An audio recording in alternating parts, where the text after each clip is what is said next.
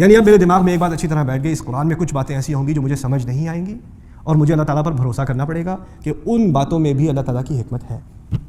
کبھی کبھار ایسی باتیں ہوں گی، ایسی کہانی ہوگی جو آپ کو پہلی دفعہ پڑھیں گے تو آپ کو جھٹکا سا لگے گا، یہ کیا بات ہوگی؟ ٹھیک ہے، ہوتا ہے انسان کو کبھی کبھی شوق لگتا ہے، یہ کیسی بات کر دی؟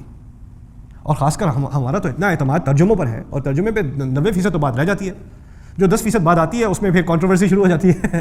انسان پڑھ کے کہتا ہے یہ کیسی بات آ گئی قرآن میں، اس کو میں کیسے اپنے غیر مسلم دوست کو میں یہ کیسے سمجھاؤں گا؟ اس نے اگر یہ مجھ سے پوچھا تو میری تو شامت آ گئی۔ مسلمان کو پہلی بات جو قبول کرنی پڑے گی نا اپنے دل میں، اپنی سوچ میں، واللہ یعلم وانتم لا تعلمون، اللہ تعالیٰ کے پاس علم ہے، اللہ جانتا ہے، تم نہیں جانتے، تم نہیں جانتے۔ میں آخری بات آپ سے آج کہہ دوں الف لام میم کے بارے میں، ایک آیت کا حوالہ دے دوں، اس کے بعد اس حلقے کو اتفاق کرتے ہیں انشاءاللہ۔ 20 منٹ کا حلقہ ہوا کرے گا، ویسے عشاء کی نماز دیر سے ہو رہی ہے تو میں اتنی دیر نہیں لگانا چاہتا، مجھے بھی صبح کلاس میں پہنچنا ہے 8 بجے۔ تو خیر ایک آخری بات میں آپ سے کر دوں، اللہ تعالیٰ کہتے ہیں هو الذی اخرجکم من بطون امہاتکم لا تعلمون شیئا، وہی ہے جس نے تمہیں اپنی ماؤں کے پیٹوں میں سے نکالا۔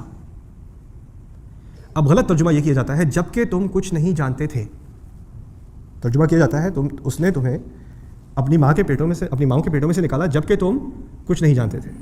لا تعلمون شیئا حال ہو سکتا ہے، اگر حال ہو تو ترجمہ یہ صحیح ہے، جبکہ تم کچھ نہیں جانتے تھے، لیکن عربی میں کہتے ہیں التوسع فی المعنی، یعنی ایک ہی آیت کے مختلف مفاہیم ہوتے ہیں، اس کو انقطاع بھی کیا جاتا ہے یہاں سے، اور کیا معنی نکلیں گے اب سمجھیے، اسی نے تمہیں اپنی ماؤں کے پیٹوں سے نکالا، تم اب تک کچھ نہیں جانتے۔